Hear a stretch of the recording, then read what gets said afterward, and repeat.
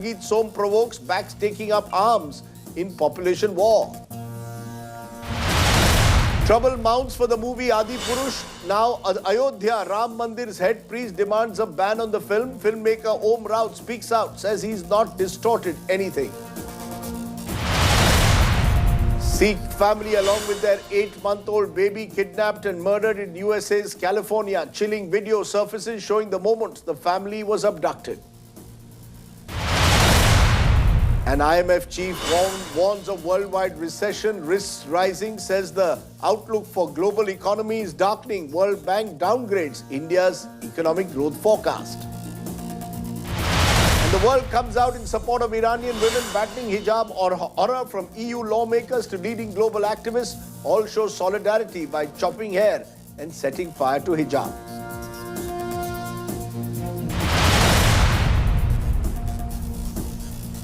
But our top story tonight is coming from Gujarat, where a local court in Kheda in central Gujarat has finally today ordered a high-level investigation into the public flogging of suspected stone pelters that took place this week during Garba celebrations. The police had arrested 9 accused for allegedly attacking a Garba event, triggering tension in the area. The suspects were later brought to the village and punished in front of scores of people. When that video of that flogging by policemen while the crowd was cheering went viral, there was controversy. And now the court has stepped in.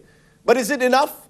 Is there something wrong with this rough and ready justice that allows policemen to publicly flog accused and the crowd cheers? What does all this say?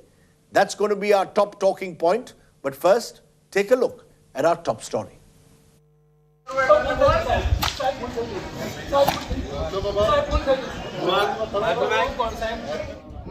These chilling images of public flogging on your screens are from Gujarat. The men being beaten up are the ones who allegedly pelted stones at a Garba event in Kheda district.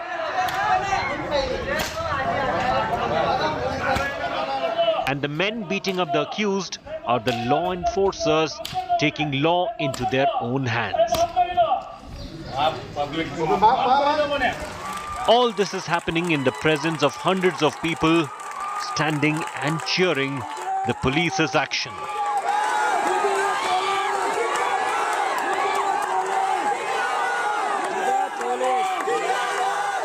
The police, while silent on the flogging, alleged the suspects were behind the attack on Navratri festivities that left 6 injured.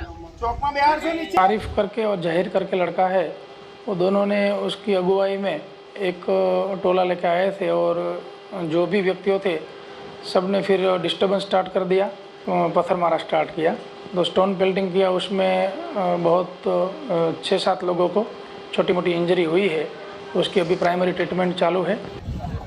The Gujarat government did not find any flaw in the police acting as judge, jury and executioner. Kheda district में इस प्रकार की घटना फिर से ना बने, इसके लिए पुलिस ने कड़े से कड़े कदम उठाने का फैसला लिया है और पूरी टीम बना के इसकी तहकीकात की जा रही है। The opposition has condemned the police's action. इस देश की मिजाज के साथ जो आप कर रहे हैं ना, आज आप बड़े तालियां बटोर रहे हो, लेकिन याद रखिएगा इतिहास के आप डस्टबिन में जाइएगा, कोई नाम लेवा नहीं होगा, क्योंकि ये मुल्क किसी पॉलिटिकल पार्टी से बहुत बड़ा है, इसकी बड़ी लंबी चौड़ी विरासत है। The local court has now ordered a high-level investigation into the public flogging of suspects. Whether instant justice or jungle justice, one would agree neither has a place in modern society. Bureau Report, India Today. So that's the big question. Is this instant justice or is this jungle justice that is unacceptable in a constitutional democracy? Are our policemen playing judge, jury, executioner? Should the policemen involved face action? What happens to those who pelted stones? Joining me now are 3 top cops to get a sense of what the police should be doing in such situations. Dr. Kiran Bedi, former IPS officer with us. Shashi Khan, former DGP Punjab with us. Miran Chadda Borwankar, former police commissioner in Pune with us. Appreciate your joining us. Dr. Kiran Bedi, your views. What should the police have done? Plain clothes, beating up people, flogging them in public while the crowd is cheering. This will be seen by most people across the world who believe in any form of justice to be little more than jungle justice. Well, police being a law enforcer cannot be taking law into its own hands. It's a wrong message. But they are playing to the public demand. It's a public need. It's a public frenzy. So I think they've taken law into their own hands as populism. I think it's a shortcut to justice delivery. They were looking for a shortcut. And I think that's what public is always looking for, a shortcut to justice delivery, because justice delivery does take its own time.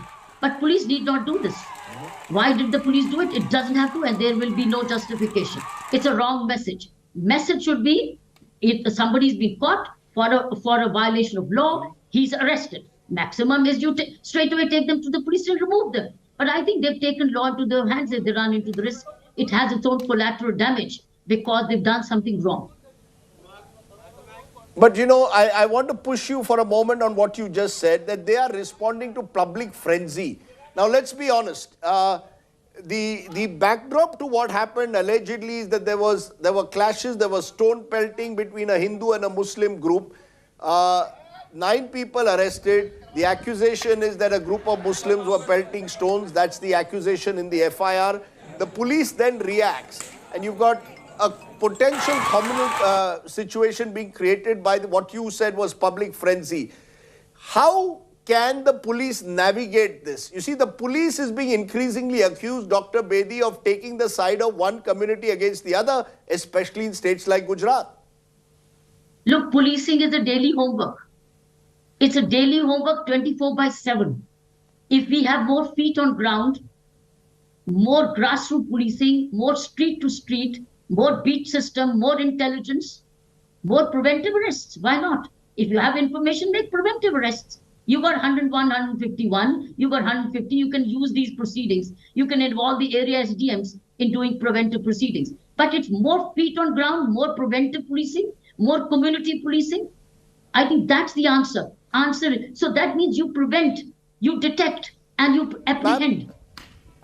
No, but the point I was making was that this accusation being made increasingly against the police of being partisan, of taking sides of one community against the other. What you call public frenzy is being seen by others as taking sides of one community against the other. Police is never immune or one-sided. It will always happen. You do justice even. When you even do justice, one community or the other police will always be the target of accusation. You have to deliver justice despite the fear of accusation. You have to remain just and then justify that you've acted as per the law, as per the information available. So police will remain always accused. Police will never have any kudo for doing justice. Never. Rarely will it happen. So I think in material of that, police must continue to serve above the law fearlessly. Fearlessly, justly. You know, the fact is, though, that, and I come back to you, Shashikant ji, that the sense is that we've seen the police being accused now increasingly, especially in potential riot-like situations. Here there was alleged stone pelting by a mob, allegedly Muslims, who, and we don't know what the provocation was. There will be an inquiry on that. But this sense that the police is partisan, the sense that the police takes the side of one group against the other. How long can we run away from the fact that there are times when the men in khaki are being seen to be wearing their religious identity on their sleeve? Well, instead of talking theoretically, I'll come to the ground and talk from that point of view. Police have worked at a number of places, state police forces, intelligence, etc., etc. Normally, police, unfortunately, starts believing in the whatever the politicians, whatever their, sorry, I'm going to use the wrong word, whatever their political masters think. That is one thing which is sort of ailing our police and which has destroyed what ideal policing should be, number one. And secondly, this kind of thing which has happened, I condemn it. It is certainly not good taste and this is certainly not permissible. But again, I'll take you back. I'll request you all to look at our legal system. These guys, stone pelting, they are taken to the court, whatever punishment, blunt injuries, whatever, writing, whatever it is, they come out, no problems. I'll take instance of Nirbhaya case. What happened? Even after that serious kind of whatever punishment was given, have the incident stopped? No. So what is needed is, number one, our legal system also has to be more stringent. I believe in strict deterrence. Till such time that's not there. And secondly, I don't know how to cure the police. Frankly, mere haath khade hain. Bilkul khade hain. The police has become so politicized, and they just believe in whatever the political master says. I don't know how to cure it. You've said something very important, that the police, in a sense, follows what their political masters say. Miran Borvankar, this is, as I said, something which is of a pattern, it appears, across the country, that here you've got plainclothesmen, one of them seems to have a revolver in his pocket. They are then leading the men into the bus where they are going to be formally arrested. But it almost seems that they first want to send out a message. And the message is cheered on almost in a gladiatorial fashion. Looking at this scene, we could be, dare I say, in some of the West Asian countries which have allowed flogging in the past. So, I mean, what does it say, as is being suggested, and do the policemen now want to do what the public wants, or do they want to do what their political masters would like to do? Gujarat has elections in a couple of months. The communal temperature is rising, and guess what? The police is seen on camera flogging a particular group of people. Right. So many incidents took place. Vadodara, Savai, Mandsaur, neighboring areas, so many incidents took place, and at most of the places it has come out, people going out and checking people's Aadhaar cards, IDs, etc. It is the duty of the police. Why police is giving way? Okay, Gujarat, elections are around the corner, maybe there's some special reason, I don't know. But what about Madhya Pradesh? Whatever happened in Mandsaur and other places? It requires a serious discussion. Thank you. But Miran Borvankar, is it for the police a case of damned if they do, damned if they not? There's pressure on them to act, to show out a strong message, especially to people engaged in stone pelting? Okay, Rajdeep, even if you get instructions from the political parties or the political party in power, this act is absolutely unconstitutional. It is appalling, and so is the fact that the crowd is cheering, women are dancing, men are clapping. This is not the India that we want. And yes, we do get sometimes grey orders from the politicians, but we have no authority to obey these orders. And if we don't discourage this tendency now, this will become like a chronic case of police failing in its professional duties and playing to the gallery and responding to the wrong black orders of politicians. I'm very happy that we are covering this fact and on the channel. And also, yes, to some extent, our khaki is taking sides. And it is high time that we say that khaki is above all religions, and we should not allow our officers to get swayed by religious, caste or communal feelings.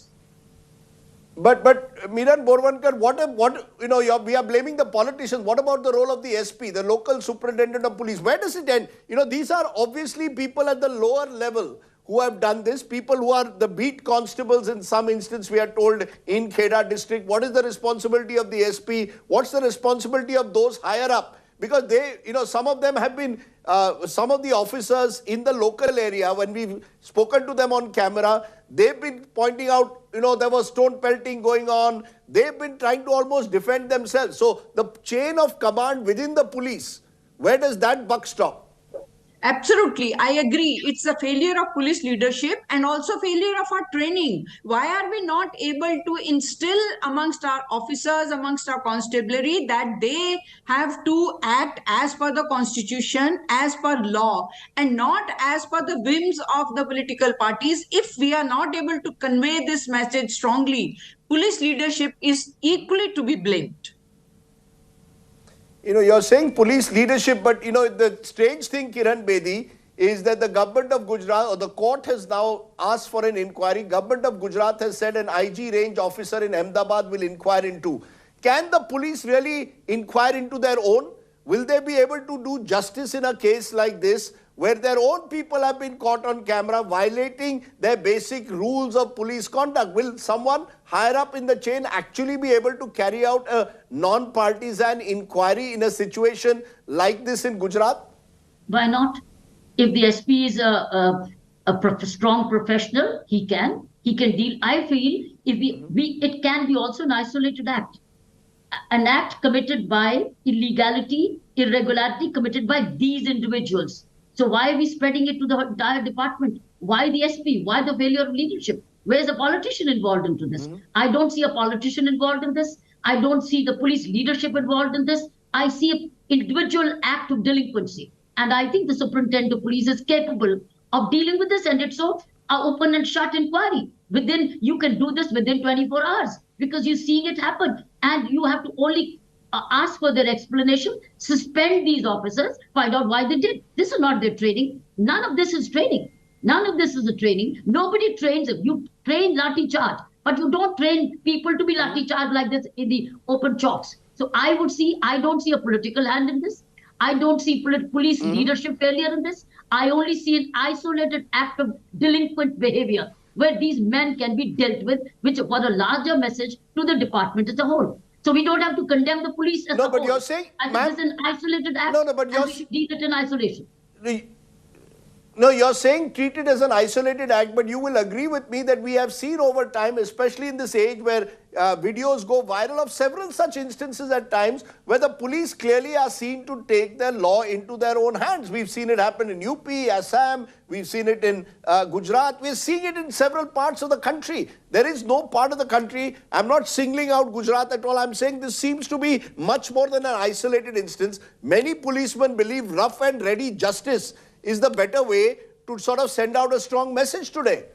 What I'm saying is that these are, see, you have 1.5 million cops. You have 1.5 million cops in this country.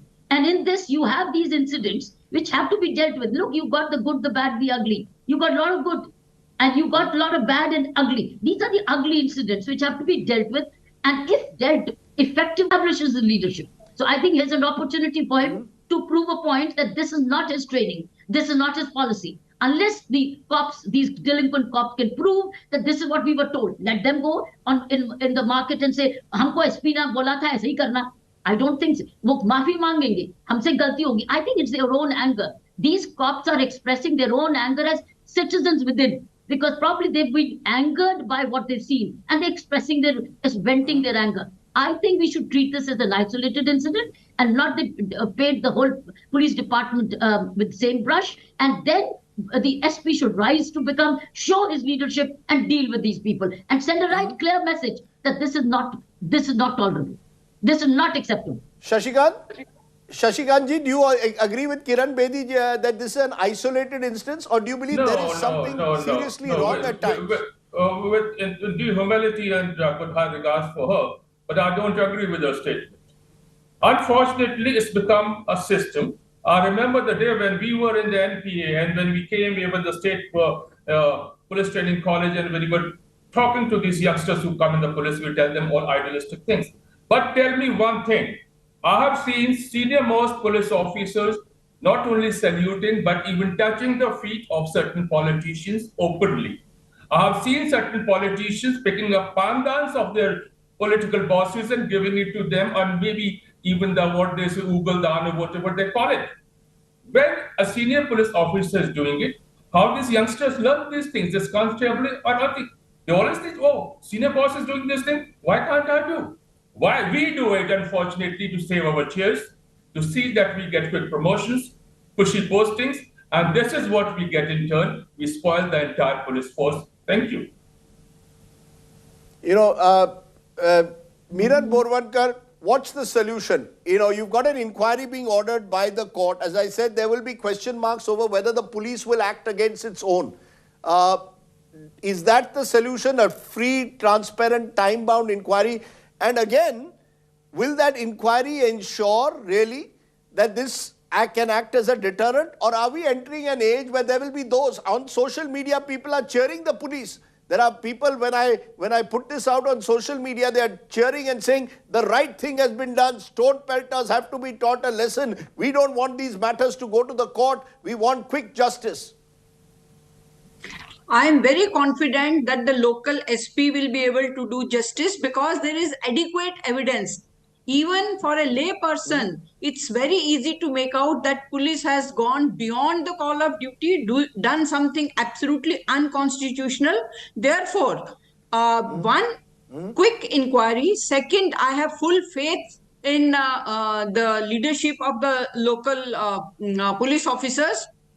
And yes, action on their part, immediate suspension of these delinquent officers will give a message that maybe you are getting the instructions or your own emotions are not in control, but police has to work as per the law and we are responsible for our acts. The public, even if they are cheering today wrongly, so much of wrong propaganda on the social media, this will not be accepted and we will go as per law. I think this message will come very strongly if action is immediately taken against these delinquent officers, constables by suspending them.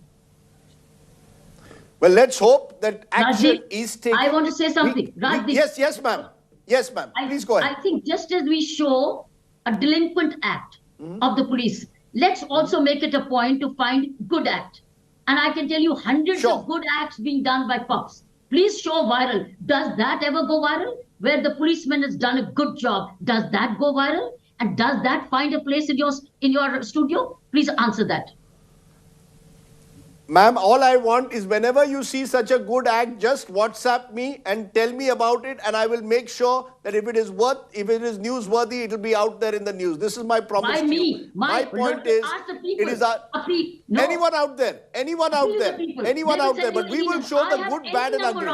I have any number of cops feeding the poor. I have any number of people, policemen, constables serving the poor. So I think disaster management, look at in COVID time, in disaster management, who is the front runner? It's the police, and they've done a commendable job. Did we show any such positive stories? None. So I think the onus is back on you, not on us. Okay, we'll leave it there. Yes, ma'am. Accept it, please. Okay. Yeah, I agree to that. At the end of the day, though. I agree to that. At the end of the day, I fully agree to that. Yes. Okay, let's leave it there. But the fact is, we will show the good, the bad and the ugly. What's happened in Kheda, the stone pelting, unacceptable. But public flogging, we are a constitutional democracy, at least I hope we are. And therefore, the rule of law must matter. No one, and certainly not the law enforcers, can take the law into their own hands. That's the message that must necessarily go out. Let's turn from there to another story that's revolved again around Garba, which over the last 9 days has seen a few unsavory incidents. This one shocking, Bikaner, Rajasthan, where a man was stabbed after he questioned a group of people for allegedly harassing women at a Garba event. The victim, Madhusudan Modi, is in hospital. Take a look.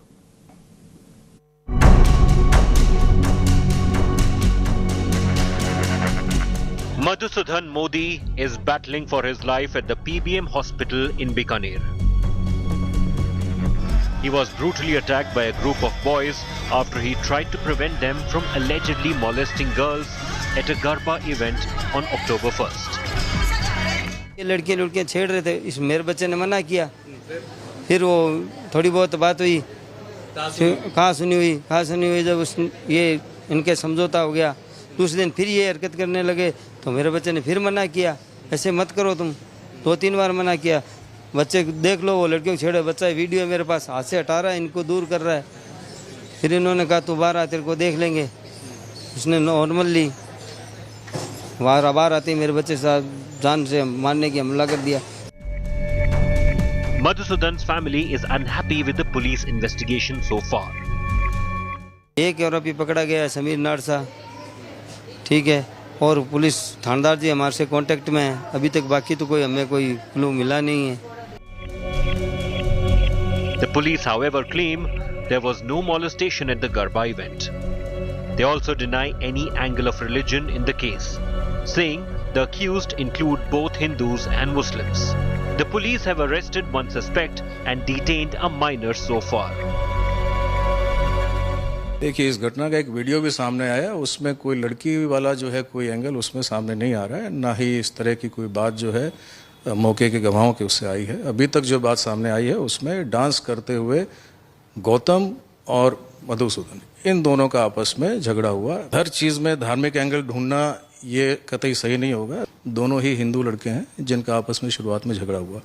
उसके बाद घटना में वार करने में कुछ मुस्लिम लड़कों का भी नाम आया है। India today confronted one of the accused who denied charges of molestation. लड़ाई क्यों हुई थी? लड़ाई बस आपस के अंदर कोई डांस कर रहे थे, बस वैसे कोई झगड़ा। लड़कियों के साथ छेड़खानी कर रहे थे क्या? कोई सीन नहीं है ना, ऐसा कोई काम करते हम। पहले 30 तारीख को भी लड़ाई हुई थी तुम्हारी? मेरी नहीं हुई थी, कोई साथ वालों की हुई, वो बात अलग है। कितने लड़के थे कुल? कितने तुम्हारे साथ थे? बीड़ी किसी का भी नाम आ सकता है। तो चाकू घोपा था तुमने क्या? 23-year-old Madhusudan had sustained multiple injuries in an attack which happened allegedly after he tried to prevent molestation of some girls from a group of boys, is currently recuperating at PBM hospital in Rajasthan's Bikaner. Even though the police has contradicted the family's version, the family is actually miffed and unhappy at the pace of investigations in the case. With camera person Nikhil and Aparnesh, Devankur Vadhavan in Bikaner for India Today. Okay, from there, let's turn to the big political story, the Congress's Bharat Jodo Yatra, which today saw Congress interim President Sonia Gandhi join the Yatra in Karnataka's Mandya today in support of her son Rahul Gandhi. Sonia Gandhi may have walked just a kilometer, but there were occasions for mother-son moments that are now going viral. But the question is whether all this social media virality of the Congress's Bharat Jodo Yatra is really leading to a reboot of the Congress. What happened on the ground? Take a look. A dutiful son tying his mother's shoelaces. This was the defining image from Rahul Gandhi's Bharat Jodo Yatra on Thursday. The Congress party tweeted the picture with one-word tweet, Ma.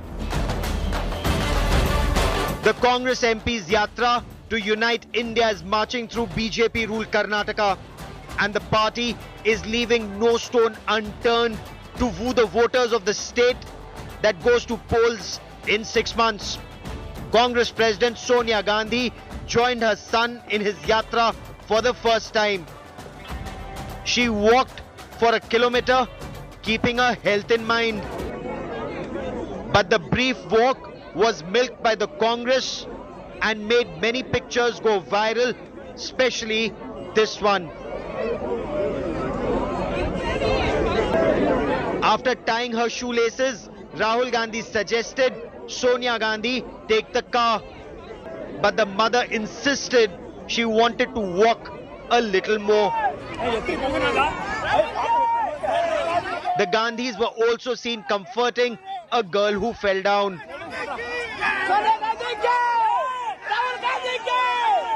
So you can see in the visuals, AICC interim president Sonia Gandhi is participating Bharat Jodo Yatra along with Rahul Gandhi. The march, which has started from Bellale this morning, will be heading towards Jakkanhalli and from there to Nagamangala. And this is a moral support from AICC President Sonia Gandhi to his son and senior Congress leader Rahul Gandhi. Sonia Gandhi left for Delhi soon after participating in the Yatra. Rahul Gandhi will now be joined by his sister Priyanka Gandhi Vadra on Friday. Meanwhile, Rahul Gandhi continued his attack on the Basavaraj Bommai government. ये हर चीज में 40% commission लेती है। हिंदुस्तान की शायद सबसे भ्रष्ट सरकार है। कॉन्ट्रैक्टर्स ने प्रधानमंत्री को चिट्ठी लिखी, कहा कि कर्नाटक में 40% कमीशन का राज चल रहा है। प्रधानमंत्री ने कोई कार्रवाई नहीं की। Chief Minister Basavaraj Bommai hit back at Rahul Gandhi and trashed the Yatra. From Congress's big guns to the Aam Aadmi, including the specially abled, the Bharat Jodo Yatra has been a hit. But will it be a vote winner for the Congress as it hopes it to be? With Sagai Raj in Mandya, Bureau Report, India Today. And earlier today, I spoke to a Congress leader, senior Congress leader from Karnataka, Veerappa Moily. Mr. Moily, is the Bharat Jodo Yatra getting overhyped at the moment, or do you believe that it's actually giving you momentum? Because the fact is, Mr. Moily, Rahul Gandhi addressing the Yatra in Mysore rain, now tying the shoelaces of her mother, all of these images are going viral. But is that the Congress missing the wood for the trees? Social media virality does not necessarily translate into votes. So is this all about winning elections like Karnataka, or simply rebuilding Rahul Gandhi's image?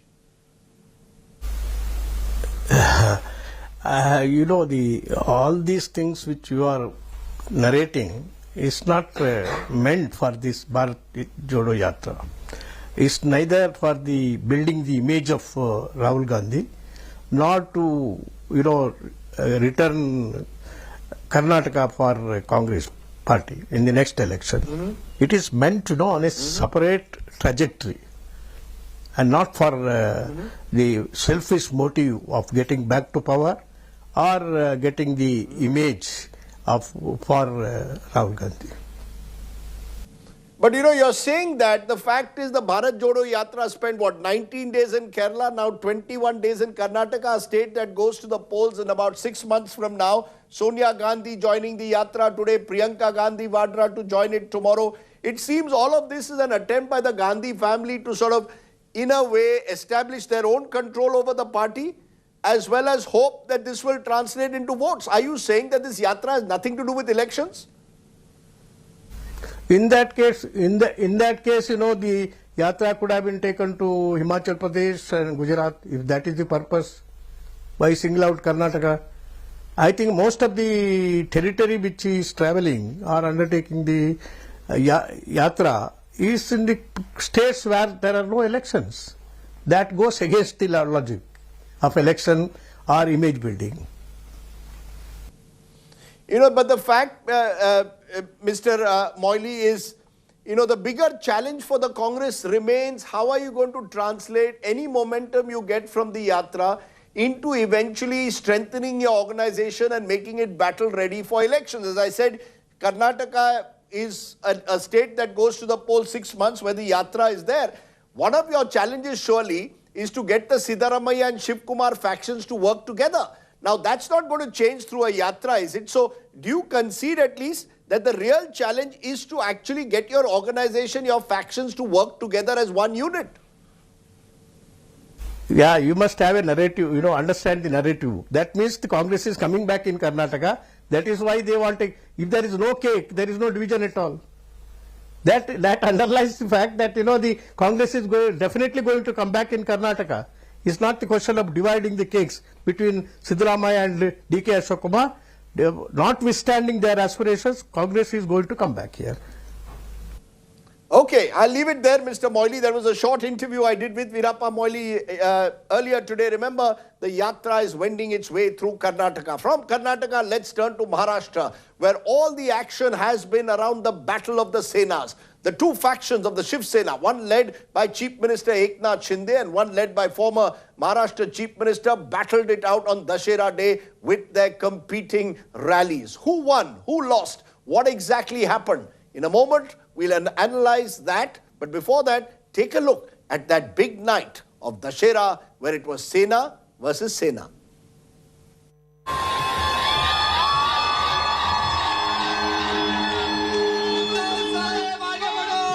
Mega political showdown in Mumbai. मला सांगा मी केलं होतं ते बरोबर केलं होतं की नव्हतं सांगा सगळ्यांनी उठून सांगा. Uddhav Sena versus Shinde Sena over Bharat Thackerays legacy. बाळासाहेबांच्या विचारांशी गद्दारी केली, हिंदुत्वाच्या विचारांशी गद्दारी केली आणि या राज्यातल्या मतदारांशी बेईमानी केली. This Dussehra, The two rival factions of the Shiv Sena held two separate mega rallies in what was touted as their first show of strength since the acrimonious split earlier this year. Both Uddhav and Shinde launching scathing attacks on each other from their respective stages. जसा काळ बदलतो तसा रावणही बदलतो. आतापर्यंत 10 तोंडाचा होता, आता किती झाला? किती? डोक्यांचा नाही, खोक्यांचा. 50 खोक्यांचा हा खोकासूर आहे, धोकासूर आहे. वाईट एका गोष्टीचं वाटतं आणि संतापही एका गोष्टीचा येतो की जेव्हा मी माझ्या शस्त्रक्रियेसाठी हॉस्पिटलमध्ये होतो, मी बोललो नाही तुमच्याशी, माझी बोटं सुद्धा हालत नव्हती, शरीर पूर्णपणे निश्चल पडलं होतं. त्यावेळेला ज्यांच्यावरती मी जबाबदारी दिली होती ते कटाप्पा, हो कटाप्पा म्हणजे जे कट करणारे आप्पा ते कटाप्पा. तुमच्या वैयक्तिक राजकीय फायद्यासाठी, महत्वाकांक्षेसाठी काँग्रेस आणि राष्ट्रवादीकडे घाण टाकला. बाळासाहेब रिमोट कंट्रोलने सरकार चालवायचे, तुम्ही तर सरकारचा आणि शिवसेनेचा रिमोट कंट्रोल राष्ट्रवादीच्या हातात घाण टाकला. राष्ट्रवादीच्या हातात घाण टाकला. Uddhav and Shinde also staked claim to Hindutva. Another significant highlight of the rallies was the presence of the extended Thackeray family members at Chief Minister Shinde's rally. What was seen as something of a snub to the Uddhav faction, what perhaps could raise eyebrows in the Uddhav faction, his estranged brother Jaidev Thackeray, Jaidev's former wife Smita Thackeray, and Bal Thackeray's grandson was seen sharing the stage with Chief Minister Shinde. The two Dussehra rallies became a show of strength for the feuding Sena factions. While both are claiming victory, their first real test comes in November when a by-election takes place in Andheri East Assembly seat. With Mustafa Sheikh and Pankaj Upadhyay in Mumbai, Bureau Report, India Today. So who won the Battle of the Sena rallies? Joining me now are three people who tracked the Sena carefully. Dr. Sanjay Patil is with the University of Mumbai. He's a political scientist who's tracked the Shiv Sena. Kamlesh Sutar is our editor here in Mumbai, India Today, tracks it every day. And Sudhindra Kulkarni is also someone who's been tracking the Sena for years, journalist and columnist. I appreciate all of you joining us. Sudhindra Kulkarni, who won this Battle of the Senas in your view? Rajdeep, can you hear me? Yes. This was not really a Sena versus Sena. It was real Sena versus fake Sena. And the winner is absolutely clear after the two rallies. Shivaji Park has won hands down against BKC. Shivaji Park, where Uddhav Thackeray held his rally, and BKC, Bandra-Kurla complex, where Eknath Shinde held his rally. Today, any newspaper... Why do you say that? Why do you say that? I say it because, first of all, the crowd that came to Eknath Shinde's rally was all hired crowd. Hundreds of buses were pressed into service, and it's all there in Marathi newspapers today. Whereas the people who came to Uddhav Thackeray's rally, there was full of josh, spontaneity, enthusiasm, and even the sheer number of people who gathered at Shivaji Park would tell you who won. And this has conclusively, incontrovertibly proved that Eknath Shinde's Shiv Sena is an illegitimate child. An illegitimate child of corruption and misuse of ED and institutions of governance. And at the very same time that this illegitimate Sena was born, democracy was murdered in Maharashtra. And one more thing, if you saw and watched Uddhav Thackeray's speech, he raised some very interesting points. First of all, he quoted from the RSS number 2, Dattatreya Hosbale, who is likely to be number one in the years to come. And it is none other than Dattatreya Hosbale, who said just a few days ago that poverty, unemployment, and inequality have assumed demon-like proportions in India. He congratulated Dattatreya Hosbale for speaking the truth. And these are precisely the issues that Rahul Gandhi is raising in the Bharat Jodo Yatra. Second point, Uddhav Thackeray had the courage to mention the Bilkis Bano episode in Gujarat recently when the gang rapists were released, and after their release, they were in fact felicitated by BJP supporters. Uddhav Thackeray raised this issue and asked the BJP whether this is real Hindutva.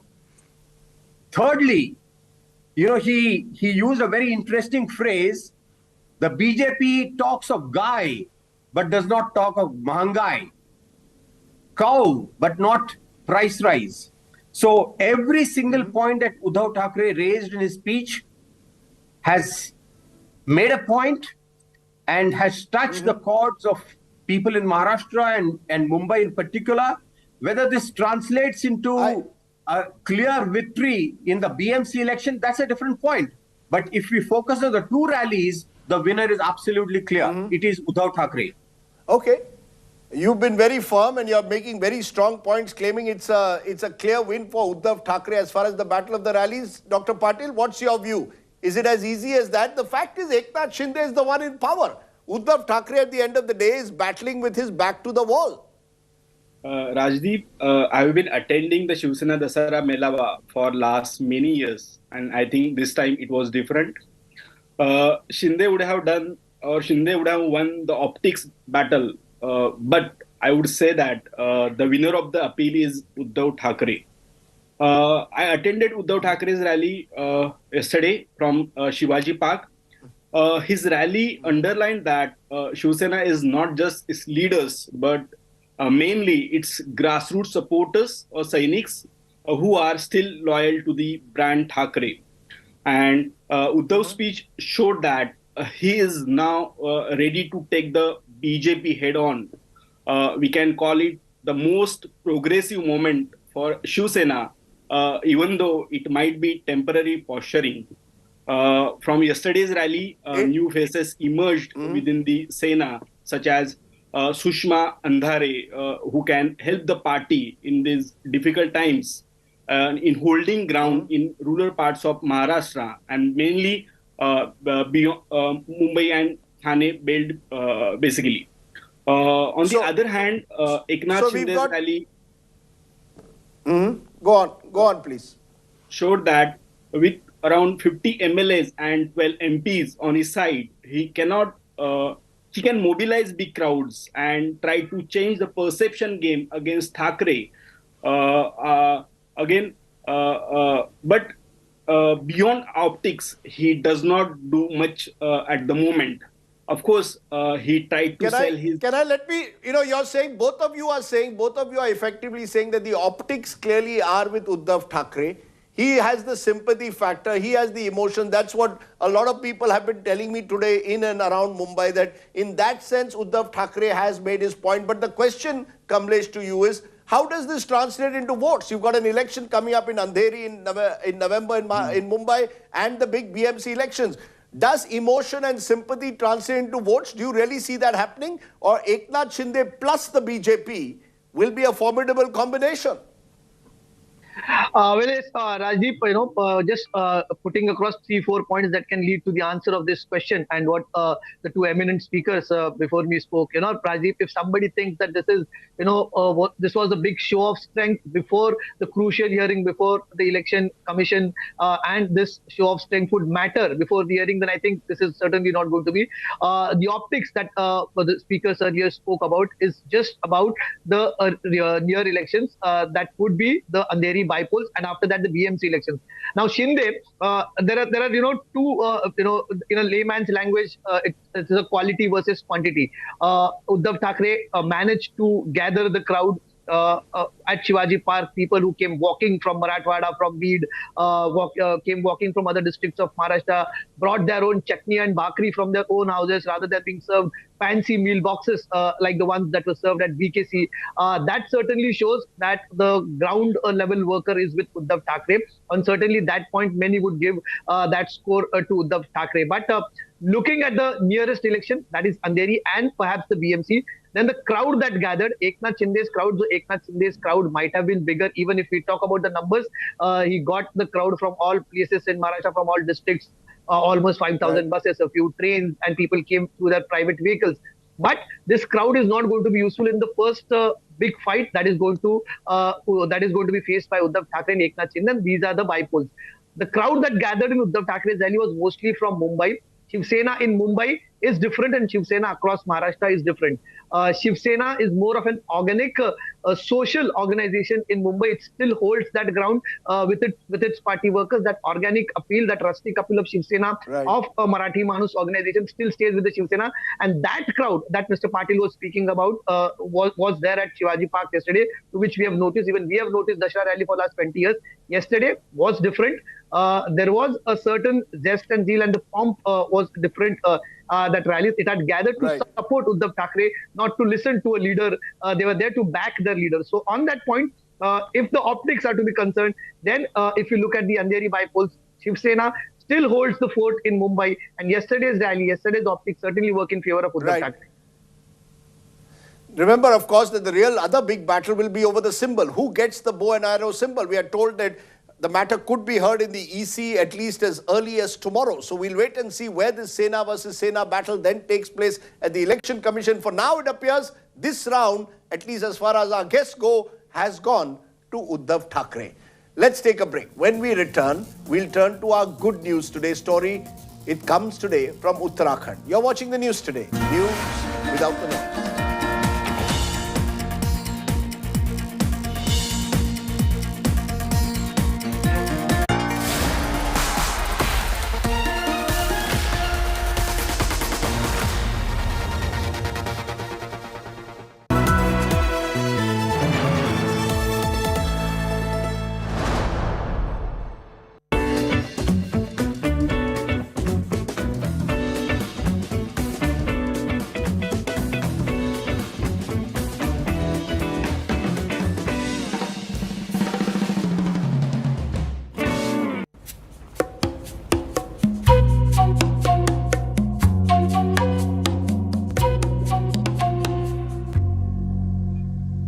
I noticed something new.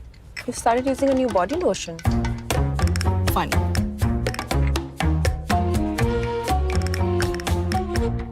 I'm so sorry for the delay. I was on another call. It just kept going on. No, Papa. You have been a steam bath. Steam bath? At home? To do steam bath he takes. Go to your homework.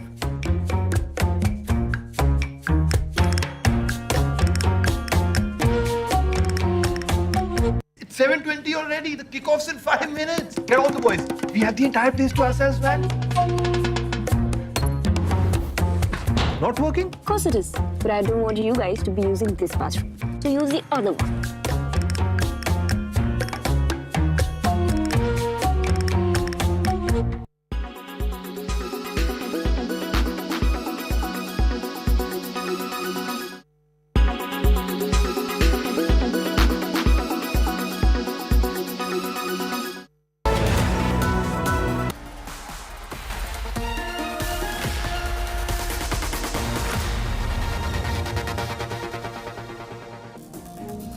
Let's turn to another of our big stories today. The World Health Organization has stoked a controversy in the pharmaceutical industry in India. Director General of WHO announced yesterday that Indian-made cough syrups could have killed 66 children in India. A day later, the government has gone into damage control mode, worried about India's global pharmacy image. Take a look at this report from Milan Sharma.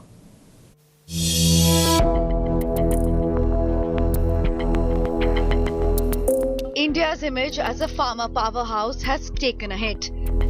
The West African country of Gambia has reported 66 child deaths after they allegedly consumed a cough syrup manufactured in India.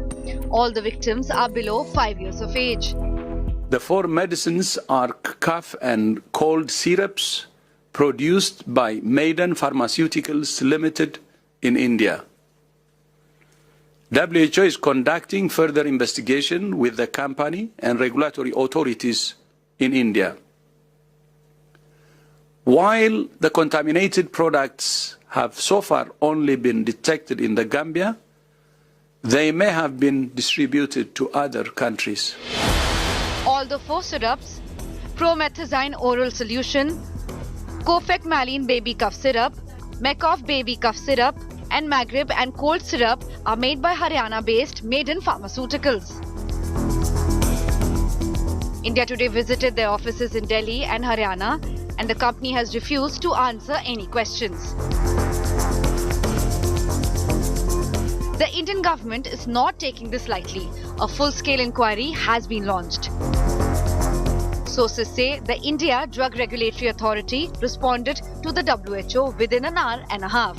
It has taken up the matter with the state authorities and is giving technical assistance to Gambia. ये दर्शाता है कि कहीं ना कहीं चूक हुई है, रेगुलेटरी स्ट्रक्चर्स में हुई है, प्रोडक्शन लाइन में हुई है, और इसमें ये जरूरत होगी कि हम जल्द से जल्द इसका ट्रांसपेरेंट प्रूव करें कि ये समझना जरूरी होगा कि प्रॉब्लम कहाँ आई है, प्रोडक्शन लाइन में आई है, ट्रांसपोर्टेशन में आई है, इंपोर्ट के बाद आई है. जब तक ये पता नहीं चलता तब तक एक शक का दायरा बिल्कुल रहेगा इंडियन प्रोडक्ट्स पे. Sources said that the intra-government agency has not provided details to India on causal relation with the death or documents to show that the syrups led to the deaths. This is still being investigated at various levels. The State Regulatory Authority of Haryana has said that Maiden Pharmaceuticals has so far sold the product only to Gambia. Questions will now be raised on India's drug regulatory authorities as well. And the image of India as the world pharmacy also comes into question. The medicines exported by India to African nations are a source for these nations because they do not have access to crucial life-saving medicines. And now with the WHO sounding an alarm, a rejig needs to be done to understand what went wrong, which led to the death of 66 children in Gambia, and whether or not this company should be allowed to manufacture more such medicines in India itself. Milan Sharma for India Today. Let's turn from that story to a story which really, in a way, tells you a lot about life. Chetan Kadam is a 36-year-old man who was among those killed in the Bandra-Kurla sea link accident that took place early on Wednesday. He was employed at the toll plaza and was an NCP worker. Now, Chetan had saved many people from committing suicide at Mumbai's famous sea link. And yesterday, he died in the same place. Take a look.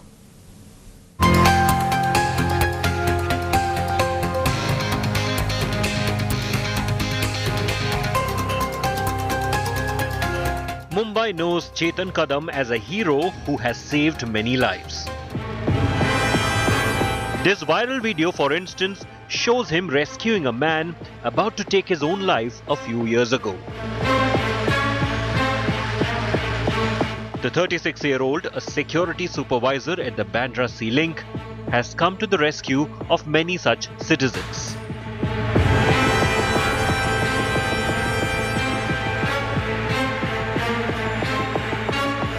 On Wednesday early morning, Kadam and his 4 colleagues were helping passengers of a car that hit the railing after its tire burst, when an overspeeding SUV rammed into them, leaving 5 dead. Kadam was one of the victims. उनका स्वभाव बोलेगा तो बहुत ही एकदम दूसरों को एक हेल्पनेस स्वभाव होता, दूसरे को मदद करते थे. कुछ भी सीलिंग पे, ब्रिज पे कुछ भी प्रॉब्लम हुआ, कुछ भी एक्सीडेंट हुआ, कुछ भी आदमी को समझो सुसाइड करना है तो पहले वो मदद करने के लिए दौड़ते थे सबसे पहले. हाँ, वो पहले कैसा सबका सेफ्टी, जान बचाओ, बस इतना उसका काम था सबके. हाँ, चेतन ड्यूटी पे रहे या ना रहे, उसका नाइट शिफ्ट हो गया, घर पे जाता था, कुछ प्रॉब्लम हो गया फर्स्ट शिफ्ट पे या सेकेंड शिफ्ट पे, तुरंत घर से भाग के ड्यूटी पे आता था. Kadam's family is in shock. They had received a call from him just minutes before the fatal accident. उन्हें स्विमिंग आती नहीं थी, फिर भी वो पानी में कूद के वो आदमी की जान वगैरह बचाते थे। मदद तो मिलनी चाहिए क्योंकि मेरे पति इतने सालों तक वहाँ पे काम वगैरह किए हैं और मेरे बच्चे का भविष्य है, मेरी सास है, मेरे घर में इतने परिवार है, उनका जिम्मेदारी उठाएगा कौन? The others killed in the mishap are ambulance driver Somnath Salve, toll employees Gajraj Singh, Satyendra Singh and Rajendra Singhal. The driver of the SUV that crushed the 5 victims is the South Mumbai resident identified as Irfan Abdul Rahim Belkia, a real estate developer. Belkia has been arrested for alleged drunk and rash driving. With Mustafa Sheikh in Mumbai, Bureau Report, India Today.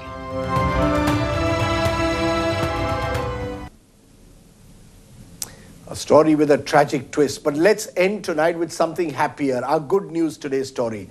Life has been a roller coaster ride for Saroj Sharma, a 23-year-old woman from Uttarakhand who suffered a severe kidney and pancreas failure due to chronic type 1 diabetes. In a life-changing moment, she then underwent a successful transplant of kidney and pancreas, and her pregnancy was no less than a miracle. We leave you with a good news today story. You stay well, stay safe. Good night, Jai Hind, Shubhratri, Namaskar. Kidney and pancreas failure in 2016. Complicated transplant in 2018. Safe and successful delivery in 2022. Life has been a roller coaster ride for Saroj Sharma, a 23-year-old woman from Uttarakhand who suffered a severe kidney and pancreas failure due to chronic type 1 diabetes. In a life-changing moment, Saroj underwent a successful transplant of kidney and pancreas in 2018. On 28 September, she became first woman to deliver a healthy baby after undergoing such a complex 2-organ transplant at the Postgraduate Institute of Medical Education and Research, Chandigarh. मुझे बहुत अच्छा लग रहा है क्योंकि मैंने एक बेटी को जन्म दिया है इतना संघर्ष करने के बाद, जो मैं बचपन से जूझ रही थी अपनी बीमारी के लिए। पहले शुगर की बीमारी, फिर उसके बाद शुगर से किडनी डैमेज हो गई है और किडनी डैमेज के बाद 2016 में तो मुझे ऐसा लगा कि मतलब अब तो शायद लाइफ खत्म होने पे जा रही है, लेकिन जब मैं 2016 में पीजीआई में आई तो पीजीआई से मेरा ट्रीटमेंट शुरू हुआ है। Saroj found a lot of support from her husband Vikas Sharma, who she married in 2020. Saroj was skeptical about her pregnancy because of the complications. But Dr. Ashish Sharma, who performed the transplants, and other doctors motivated her. Actually, it is a very high-risk pregnancy because of immunosuppressant drugs which the patient is taking, and they can have effects on the mother as well as the baby. So, keeping in mind that we had screened her for all infectious diseases and any other precancerous lesions which can develop in this patient or some skin infection which can occur. So, after doing that, we continued monitoring her every 1 or 2 weeks. Saroj's story now gives hope to many others who have undergone complicated transplants. With Manjeet Sehgal in Chandigarh, Bureau Report, India Today.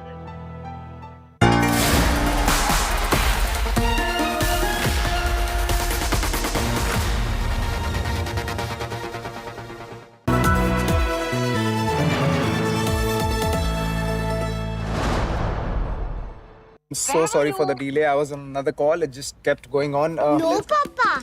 You are in a steam bath. Steam bath? At home? To do sea party takes. Go to your homework.